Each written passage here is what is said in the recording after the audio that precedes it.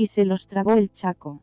El Pozo, de Augusto Céspedes, metáfora de una guerra estúpida entre Bolivia y Paraguay. Fuente, Pacarina del Sur.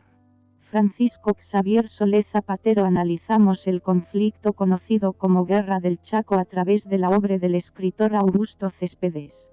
Mostramos la relación existente entre la geografía, los antecedentes históricos de la Guerra del Chaco, y la guerra misma, con la compleja configuración poética del relato del narrador-autor, por cuanto producto de un gran escritor. Sin olvidar, por ello, que con esto Augusto Céspedes testimonia metafóricamente lo absurda, por no decir estúpida, que fue esta confrontación de dos pueblos que se han venido desangrando desde la colonia. Palabras clave: el Pozo, el Chaco, Bolivia, Paraguay, guerra estúpida. Se los tragó la selva.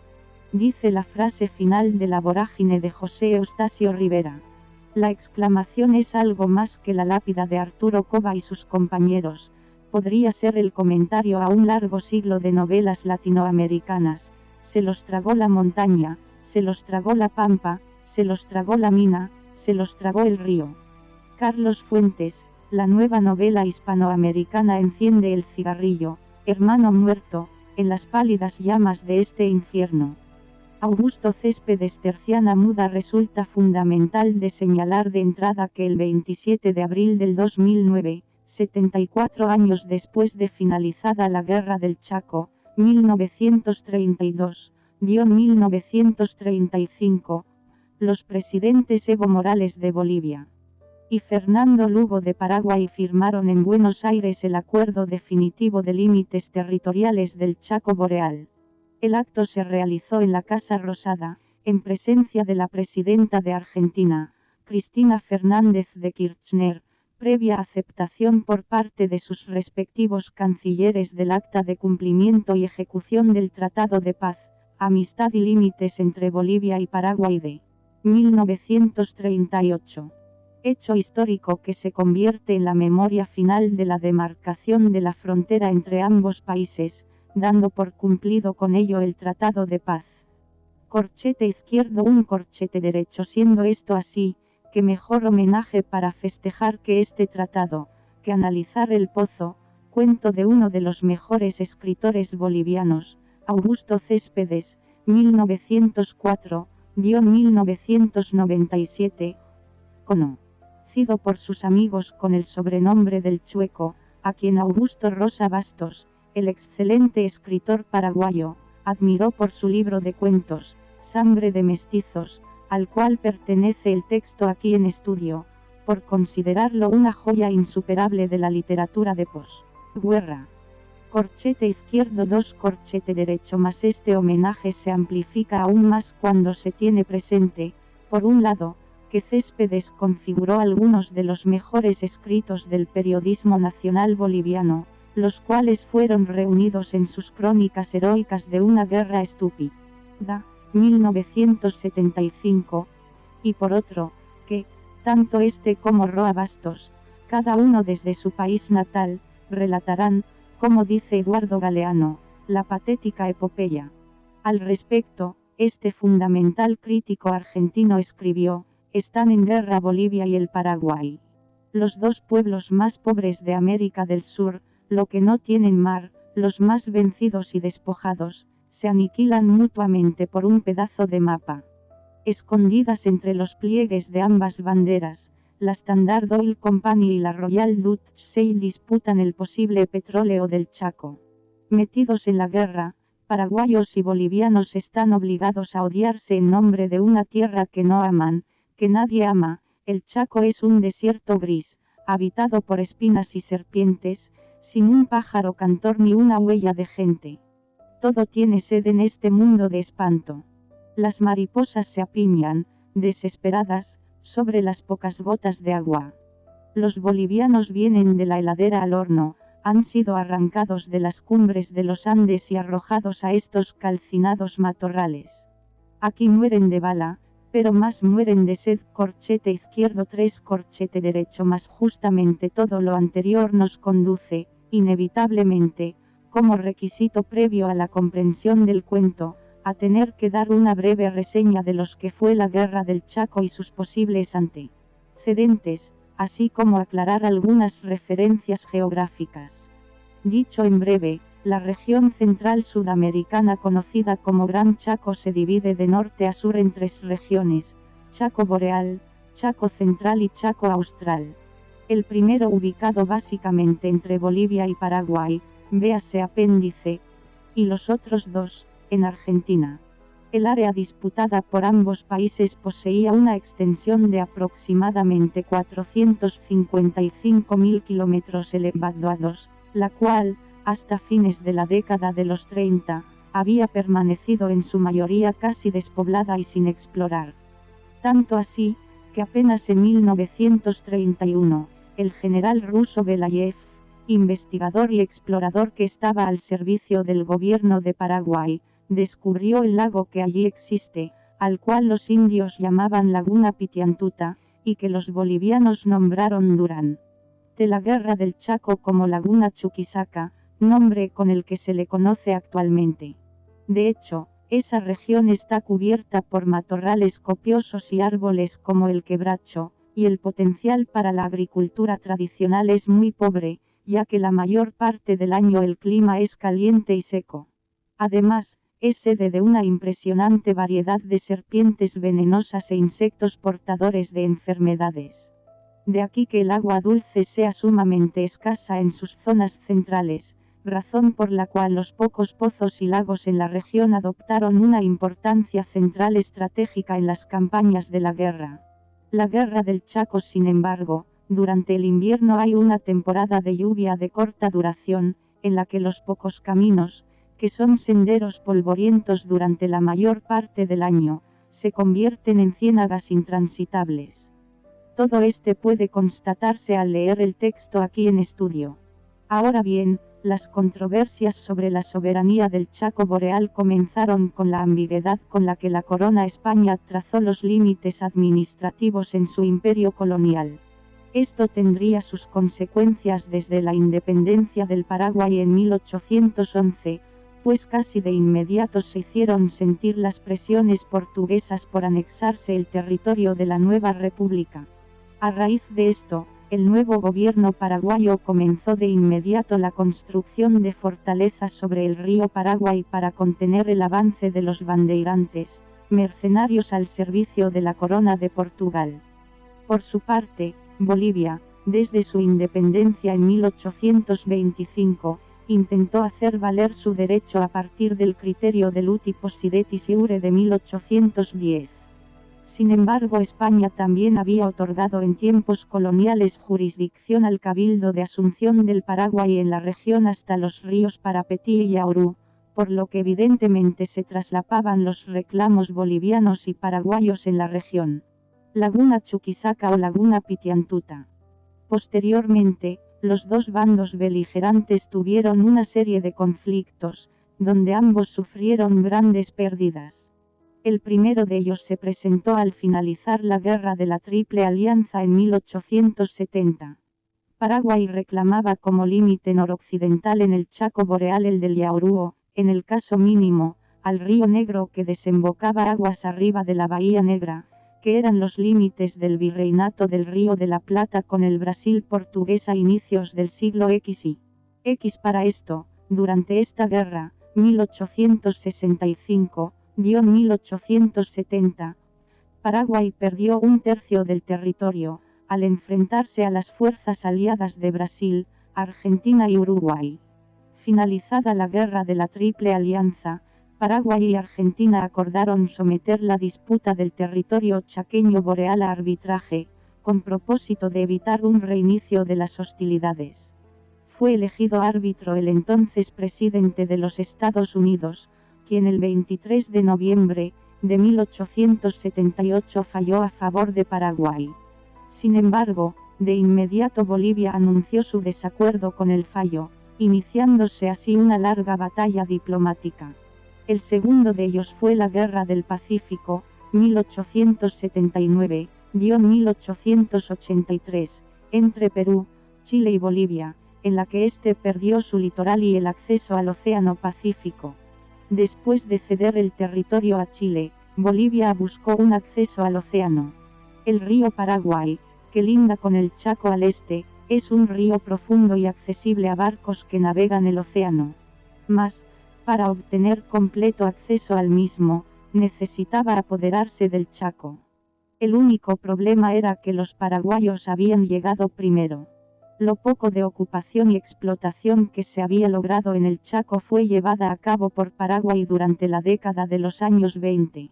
Hacia esas fechas llegó a Asunción un grupo de inmigrantes menonitas a los que el gobierno paraguayo otorgó en 1928 territorios para colonizar en plena región chaqueña, de manera que la ocupación civil también daba inicio. Además, los paraguayos administraban algunas operaciones de tala de árboles, y habían construido locomotoras de trocha angosta hasta áreas centrales del Chaco boreal para enviar los troncos al río Paraguay. Finalmente, tras la Guerra del Acre, Bolivia firmó con Brasil el Tratado de Petrópolis, 1903. En tal tratado, el primero cedía el territorio del Acre al segundo, y este reconocía que el Chaco boreal era una posesión boliviana. Pero aquí no acaba todo. Desde mediados del siglo XX y principios del siglo XX se firmaron varios tratados entre Paraguay y Bolivia, en los que la mediación de otros países limítrofes buscó evitar el conflicto armado. Sin embargo, ninguno de ellos cobró efectos duraderos, ya que no lograron armonizar los intereses de ambos firmantes. Proyectos de tratados. Paralelamente a las conversaciones diplomáticas, Bolivia comenzó en 1905 a asentar pequeños destacamentos, llamados fortines, en la zona disputada del Chaco, siguiendo la margen norte del río Pilcomayo, y por otro lado hacia el río Paraguay, buscando control de las escasas fuentes de agua dulce del Chaco. La reacción paraguaya se hizo esperar, entre otras razones, por la inestable situación del país. Sujeto desde 1904 a una sucesión de golpes de Estado, revoluciones y guerras civiles, las cuestiones territoriales ocuparon un segundo plano respecto al ordenamiento institucional. Con todo, durante la década de los años 1920, Bolivia y Paraguay fortificaron sus fuerzas armadas. Entre 1927 y 1928, técnicos de la compañía estadounidense Standard Oil, con sede central en Nueva Jersey, descubrieron petróleo en la zona occidental del Chaco, en las estribaciones andinas. Comenzó a sospecharse que los yacimientos se extendían hacia el este, ya en territorio paraguayo, donde los derechos de exploración eran propiedad de la Royal Dutch Shell, compañía holandesa. Mas con esto volvió a cobrar importancia el tema de la salida al mar de Bolivia, dado que, de no contar con ella, la única manera de exportar el crudo sería a través de la Argentina. De manera que si Bolivia contaba con una salida, aunque fuese indirecta, al Atlántico, el control de la exportación del petróleo quedaba en sus manos y en las norteamericanas, en detrimento de los intereses británicos y de sus aliados en el establecimiento argentino. Soldados paraguayos. En 1931, en Bolivia resultó electo Daniel Salamanca, partidario de un nacionalismo orgulloso y agresivo, ansioso de sepultar en el olvido el poco brillante pasado militar de su patria, mientras que en Paraguay, el presidente Eusebio Ayala tuvo que adoptar una posición firme por presión de sus mandos militares. De tal forma que hacia fines de 1931 empezó una carrera armamentística entre los dos países. Para esto, en 1928, tropas paraguayas tomaron el fortín boliviano Vanguardia, matando a 6 soldados, mediante violenta acción de caballería. Después de incendiar el fortín se retiraron. La reacción boliviana no se dejó esperar. Tomaron, en represalia, el fortín paraguayo Boquerón, en represalia. La Sociedad de Naciones declaró a Paraguay país agresor, obligándole a reconstruir el fortín boliviano, a cambio del abandono de Boquerón por la parte boliviana. De manera que para julio de 1932 se inician los conflictos armados entre los dos países, conocida como la Guerra del Chaco, si bien Paraguay declara la guerra a Bolivia hasta el 10 de mayo de 1933. Las hostilidades continúan hasta 1935, durante el conflicto se dieron muchas batallas sangrientas, entre las que vale la pena mencionar la de Boquerón, la de Aguarica, la de Alihuatá, de Campo Jordán, de Campo Grande, de Nanaba, de la Cañada Strongest, la de El Carmen, la del kilómetro 7, la de Picuiba, la de Carandaití, la de Villamontes, entre otras.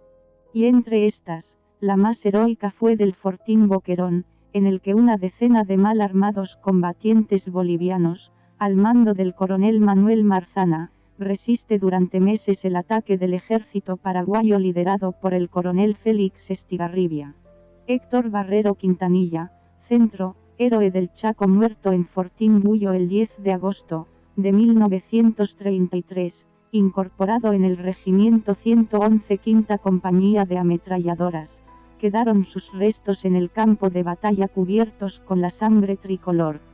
Cabe señalar al respecto que Augusto Céspedes Corchete izquierdo 4 Corchete derecho estuvo en el frente gran parte de la contienda como corresponsal del Universal, de donde saldrán los artículos de sus crónicas heroicas de una guerra estúpida, Céspedes, 1975. Sin embargo, en el cuento de Céspedes, El Pozo, 1936, si bien varios de los personajes participan en algunas de dichas batallas, estas nunca aparecen de manera directa. De hecho, estos terminan en el hospital y pasan a formar parte de las líneas de zapadores, es decir, de aquellos que se encargan de abrir caminos, zanjas, puentes, etc., en el cual participa el propio narrador y escritor del diario, Miguel Navajo. Con todo, las fechas manifestadas aquí, dejan entrever que detrás de ellas están presentes dichas contiendas, aunque siempre de manera indirecta. Si bien esto se complementa con algunas de las pocas alusiones que hace al respecto los propios personajes al conversa entre ellos, o en los comentarios directos que expresa el narrador. Mas para entender mejor todo lo anterior, vale la pena dar una breve síntesis de lo que allí acontece. Para ello retomaremos lo que nos dice al respecto uno de los críticos que han hablado del cuento, lo cual nos permitirá ver hasta dónde se ha llegado en su lectura y si es posible agregar algún aspecto novedoso.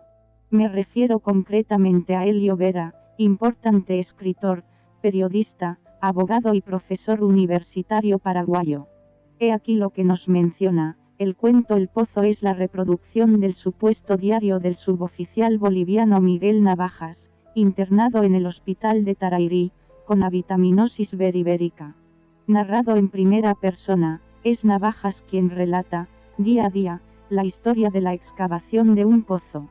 El relato se desarrolla a lo largo de casi todo 1933. Sobre la tormenta del odio, la sed es el personaje omnipresente, silencioso y letal, alimentada por el calor, fantasma transparente volcado de bruces sobre el monte.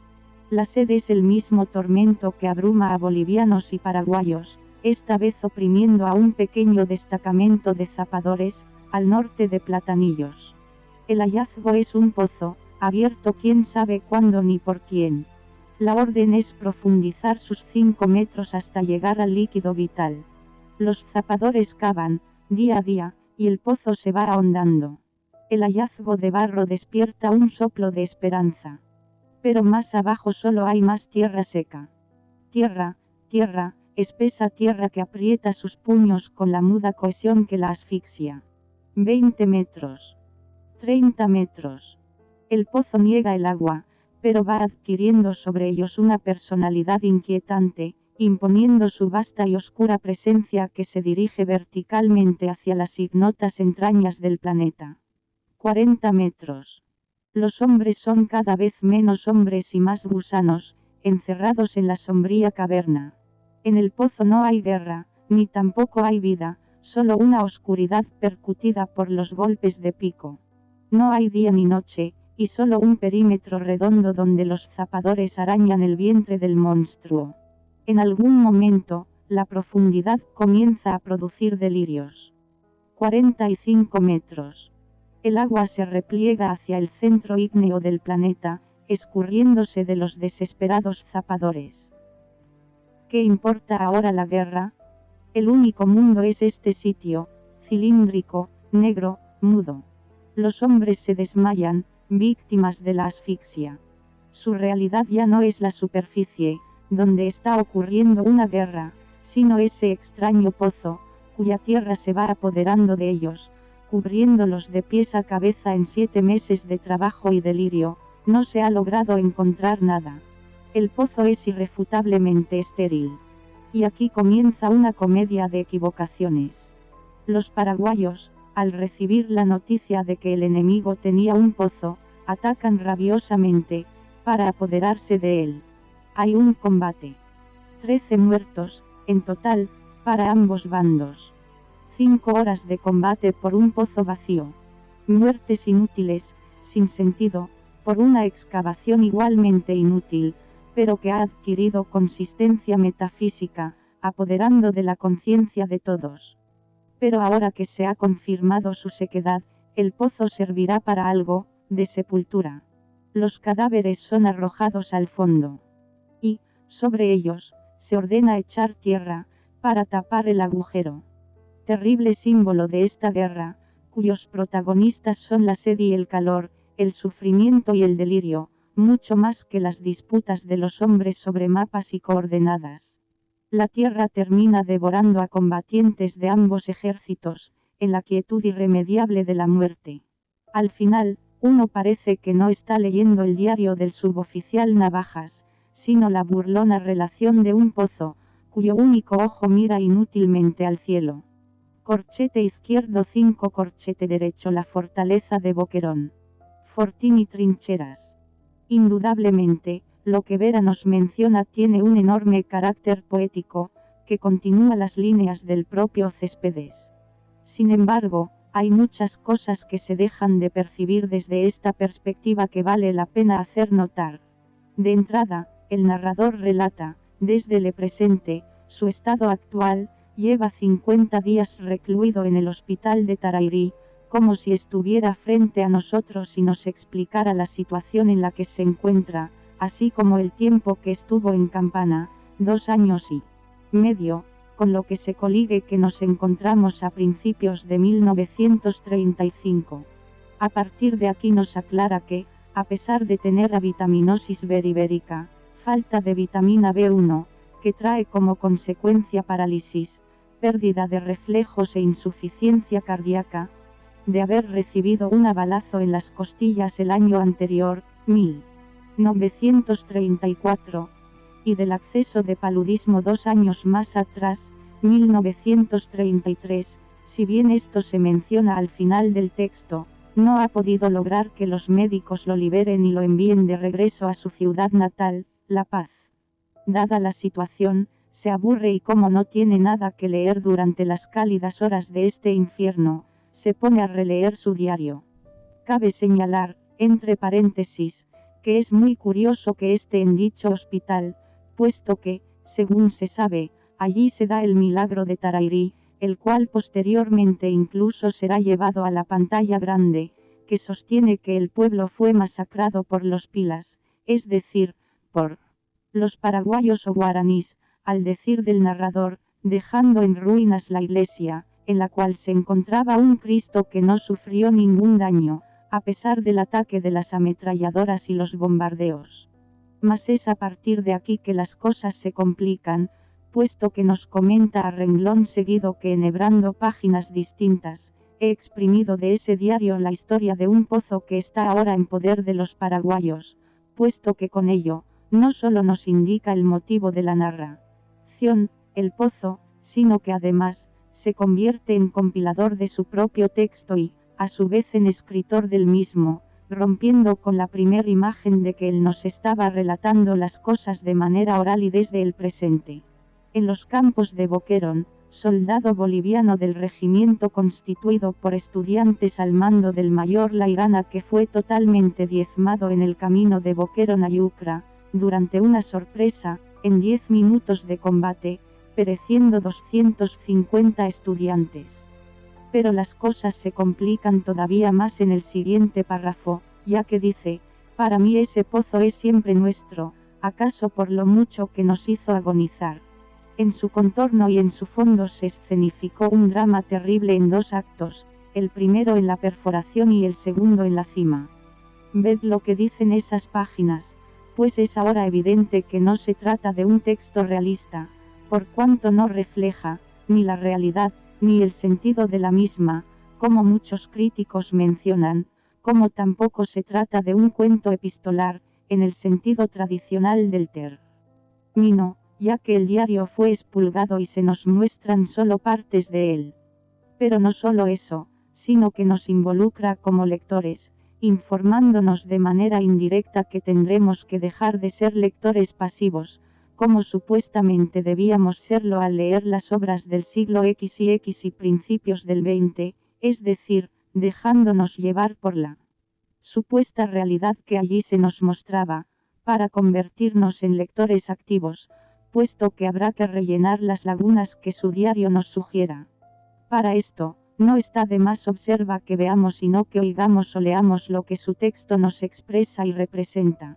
Es evidente que todo esto resulta sumamente impactante para un cuento boliviano y latinoamericano escrito, digamos, en 1935 y publicado en 1936, puesto que esto no solo lo acerca a los narradores más modernos de la época, es decir, a Joyce y a Proust, entre otros, sino que obliga a leer la Guerra del Chaco de otra manera muy distinta. No se trata de ver los acontecimientos que ocurrieron durante la misma, es decir, de leer una crónica de los hechos, sino a contemplar una metáfora de esa heroica guerra estúpida que estaba por terminar, si consideramos al narrador que lo relata, o que ya había concluido, si tomamos en cuenta al escritor Miguel Navajo, que los escribe posteriormente, de acuerdo con los designios del autor, es decir, de Augusto Céspedes. Están bien uniformados y no fueron requisados por la tropa, tal vez por escasez de tiempo, porque debía seguirse adelante en persecución del enemigo o por el peligro, pues cayeron en campo de nadie mientras se disputaba el terreno que tantos muertos y heridos costó a ambos combatientes. Pasemos pues, con esta visión a ver lo que el diario nos presenta.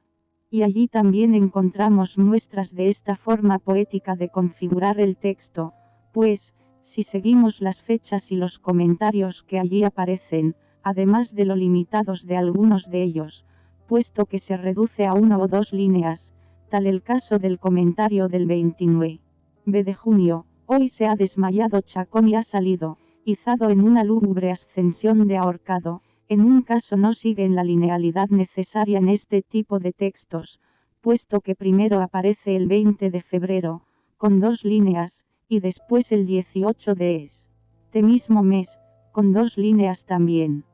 Pero no solo eso, sino que el texto está dividido en 3 partes, señalas por romanos, si bien la primera no aparece en cuanto tal.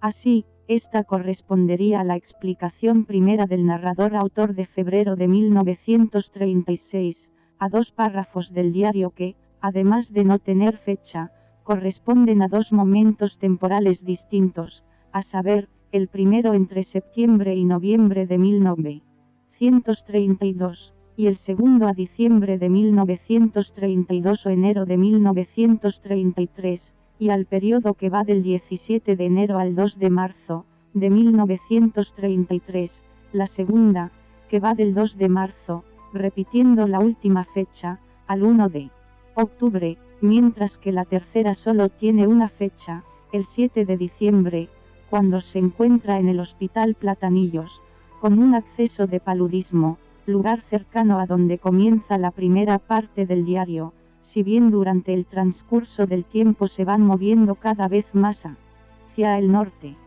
Pero aquí vale la pena hacer otro paréntesis, puesto que nos ayudará a confirmar nuestra idea de que se trata de una metáfora viva. Resulta que el lugar donde comienza y termina este texto, Platanillos, tiene un valor simbólico bastante interesante. Como se sabe, La Heliconia rostrata o patujú es la flor nacional de Bolivia, a la cual también se le conoce con los nombres de ave del paraíso, muela, de langosta o platanillo, flor que tiene por característica protegen las fuentes de agua, a sabiendas que en el cuento lo que hay todo el tiempo es exceso de calor y falta de agua, además de que son los colibríes los que polinizan a las especies rojas, amarillas, rosas y naranjas. Los bolivianos, en tanto que los murciélagos quienes los hacen con las verdes. Los paraguayos. Y esto justamente nos da una posible explicación al hecho de que termine, o inicie, en el hospital de Tarairí, lugar donde el Cristo, a pesar de estar crucificado, no sufre ningún dado, tal como le acontece a él como narrador, ya que esto le permite escribir esta historia, desdoblándose en primero en creador del diario, después en narrador, posteriormente en compilador mismo, y finalmente en autor del texto que leemos. Corchete izquierdo 6 corchete derecho. Por supuesto, esta metáfora, de ser revisada con el cuidado que se merece, seguramente nos llevaría a encontrar muchas nuevas significaciones y, sin duda, mucho más profundas, tanto social como culturalmente, puesto que también se podría leer como la de un país-pueblo que, pesar de haber sido sacrificado tantas veces, sigue adelante en busca de su bienestar. Pero hay otro detalle que termina de confirmar lo dicho. Si el que narra es un simple suboficial boliviano que se dedica a formar parte del grupo de los zapadores, ¿cómo es posible que escriba de manera en forma tan poética? Escuchemos y veamos lo que escribe. Por ejemplo, el 25 de enero, otra vez el calor. Otra vez este flamear invisible, seco, que se pega a los cuerpos. Me parece que debería abrirse una ventana en alguna parte para que entrase el aire. El cielo es una enorme piedra debajo de la que está encerrado el sol. Corchete izquierdo. Corchete derecho. El suelo, sin la cohesión de la humedad, asciende como la muerte blanca envolviendo los troncos con su abrazo de polvo, empañando la red de sombra deshilachada por el ancho torrente del sol. La refracción solar hace vibrar en ondas el aire sobre el perfil del pajonal próximo, tieso y pálido como un cadáver.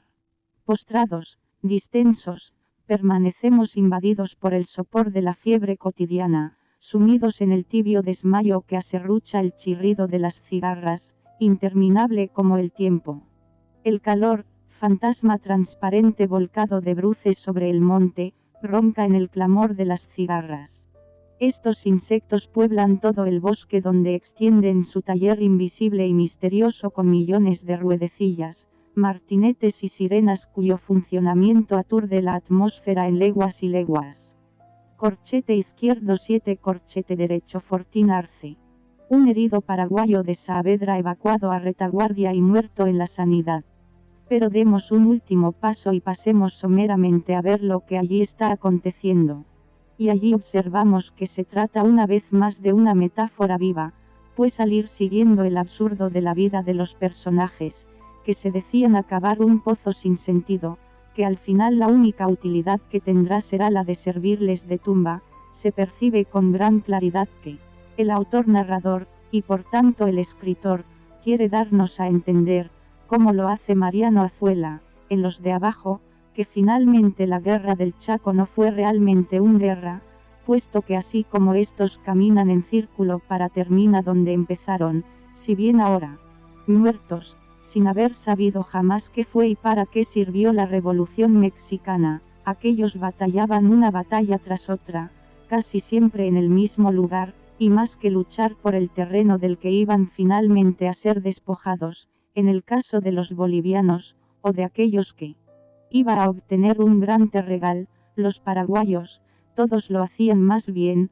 primero, en búsqueda de agua para poder sobrevivir, y después, ya simplemente por simple inercia, puesto que ni el supuesto petróleo del que iban en pos los grandes poderes imperialistas existía. Como dice el propio Miguel Navajo el día 7 de diciembre, fecha en que se combate en Boquerón, batalla en la que se cambia la posición de los bolivianos de la ofensiva a la defensiva, y en la que el diario se termina, a las 6 de la mañana se rasgó el monte, mordido por las ametralladoras. Armé con los sucios fusiles a mis zapadores y los desplegué en línea de tiradores. 2 ráfagas de ametralladoras abrieron grietas de hachazos en el palo bobo. Creció el tiroteo de los pilas y se oía en medio de las detonaciones su alarido salvaje, concentrándose la furia del ataque sobre el pozo. Pero nosotros no cedíamos un metro, defendiéndolo. Como ese realmente tuviese agua. Los cañonazos partieron la tierra, las ráfagas de metralla hendieron cráneos y pechos, pero no abandonamos el pozo, en 5 horas de combate. A las 12 se hizo un silencio vibrante. Los pilas se habían ido. Entonces recogimos los muertos. Los pilas habían dejado 5 y entre los 8 nuestros estaban el Cosmi, Pedraza, Irusta y Chacón, con los pechos desnudos, mostrando los dientes siempre cubiertos de tierra. Corchete izquierdo. Corchete derecho arrastrados los 13 cadáveres hasta el borde fueron pausadamente empujados al hueco, donde vencidos por la gravedad daban un lento volteo y desaparecían, engullidos por la sombra. Corchete izquierdo 8 corchete derecho. Esto se termina de anudar en el diario del 4 de septiembre.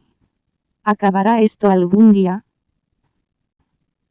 Ya no se cava para encontrar agua, sino por cumplir un designio fatal, un propósito inescrutable.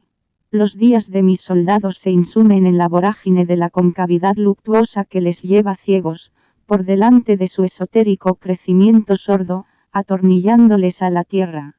Corchete izquierdo 9 corchete derecho, de manera que así como la selva se traga a Koba y a sus acompañantes, así como la bola camina sin sentido hasta morir en manos de los federales, los cavadores de pozo finalmente son tragados por el Chaco, dejando a una Bolivia y a un Paraguay que todavía hoy resienten un pasado histórico tan cruel y despiadado como el que han venido vivido a través de los siglos. Fuente, Pacarina del Sur, www.pacarinadelsur.com/ome/ole. Ages, /493, -los-trago,-el Chaco -el-pozo, de Augusto Céspedes metáfora, de una guerra estúpida, entre Bolivia y Paraguay signo de interrogación dere. Chotmpl, prohibida su reproducción sin citar el origen.